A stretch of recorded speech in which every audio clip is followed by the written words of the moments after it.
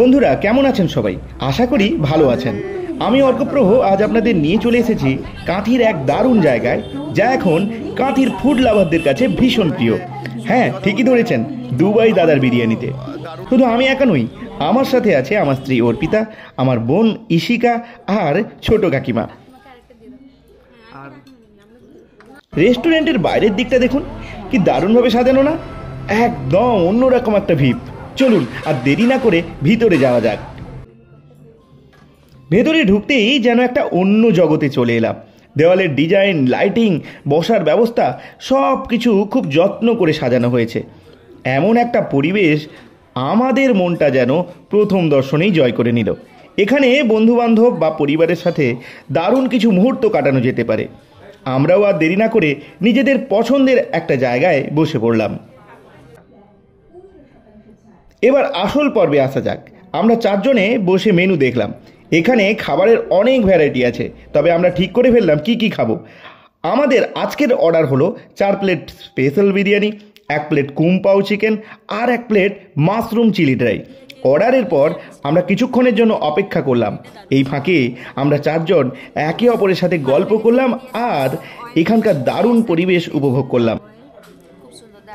অবশেষে আমাদের খাবার চলে এসেছে। দেখুন বিরিয়ানিটা কি দুর্দান্ত লাগছে। বিরিয়ানির রং, চালের দানা আর মাংসের টুকরোগুলো একদম পারফেক্ট। সবচেয়ে ভালো লেগেছে যে এখানে তেলের পরিমাণ খুবই কম। যারা স্বাস্থ্য সচেতন তাদের জন্য এটা একটা প্লাস পয়েন্ট। বিরিয়ানির একটা বাইট নিলাম, উফ অসাধারণ। স্বাদে, গন্ধে, মানে সব দিক থেকেই একদম পারফেক্ট।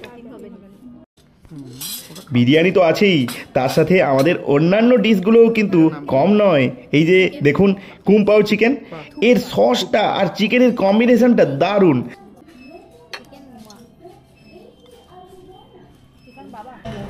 মাশরুম চিলি ড্রাই, আর এই হলো মাশরুম চিলি ড্রাই। এটাও অন্যরকম সুস্বাদু, স্পাইসি ও ফ্লেভারফুল।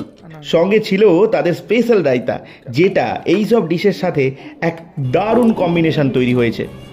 রায়তার স্বাদটা ছিল টক মিষ্টির পারফেক্ট ব্যালেন্স। এখন সবার মতামত নেওয়ার পালা। প্রথমে যে আমি স্টার্টারটা খেয়েছিলাম চিকেনের, সেটা দারুণ ছিল। কাকিমা কেমন লেগেছে বলো? খুব ভালো লেগেছে। বিরিয়ানিটা একদম অয়েল ফ্রেশ, একদম ফ্রেশ, সুন্দর। খুব সুন্দর, দারুণ।